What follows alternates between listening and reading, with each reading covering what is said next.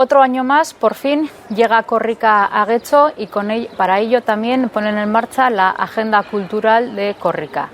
Desde el Ayuntamiento de Getxo hemos querido también participar de esta iniciativa y para ello hemos ampliado y hemos puesto más fuerza en la programación en euskera a nivel cultural.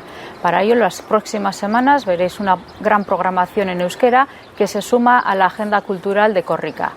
Este año el eslogan de Korrika dice hitzekin, con las palabras, que es lo que significa. Y de hecho, pues es lo que necesitamos utilizar, las palabras que componen un idioma para que este idioma siga vivo y en uso. La cultura es importante también que se haga en euskera, que se crea en euskera y para ello pues también se utilizan las palabras, hitzak, hitzekin. Beraz, os animamos a utilizar el euskera, aunque sean poquitas palabras, pero esas palabras seguirán siendo pues palabras vivas y de uso. Con lo cual, hitzekin, con las palabras.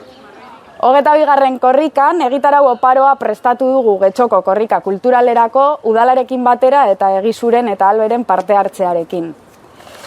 Besteak beste, Anari eta gure omenduak, Pirritx, Porrotx eta Marimoto ekarri ditu udalak musikebarrira.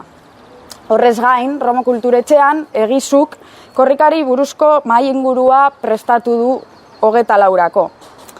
Eta apirilaren 2an, Uribe Kostako bertsolari txapelketaren finala edukiko dugu Asebarrin, Alberen eskutik.